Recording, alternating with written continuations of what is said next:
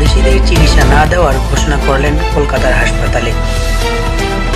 বাংলাদেশি রোগীদের আর চিকিৎসা দেবে না বলে ঘোষণা দিয়েছেন কলকাতার একটি হাসপাতাল। তাদের অভিযোগ, বাংলাদেশিরা ভারতীয় পতাকা অবমাননা করেছে।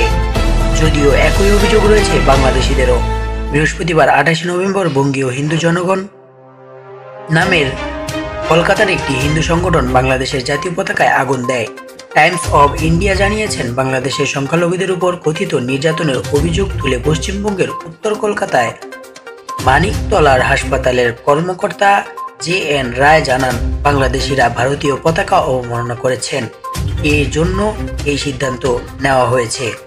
ভারতীয় নিউজ সংস্থা PTI-কে হাসপাতালের আরেক কর্মকর্তা শুভ্রাংশু ভক্ত বলেন, আমরা অনির্দিষ্টকালের জন্য বাংলাদেশি রোগীদের আর চিকিৎসা না করার সিদ্ধান্ত নিয়েছি, কারণ তারা ভারতের প্রতি অসম্মান জানিয়েছে। এদিকে পশ্চিমবঙ্গের কলকাতার বাংলাদেশের ডেপুটি হাই কমিশনারের সামনে সহিংস বিক্ষোভ এবং বাংলাদেশের জাতীয় পতাকার আগুন দেওয়ার ঘটনায় নিন্দা জানিয়েছে ঢাকা।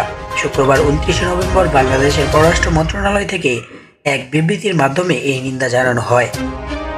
বিবৃতিতে বলা হয়, বাংলাদেশের সরকার গভীর উদ্বেগের সঙ্গে উল্লেখ করেছে যে কলকাতায় বাংলাদেশের ডেপুটি হাই কমিশনারের বাইরে বৃহস্পতিবার 28 নভেম্বর বিকালে বঙ্গীয় হিন্দু জাগরণ নামে কলকাতার একটি হিন্দু সংগঠন সহিংস বিক্ষোভ করেছেন।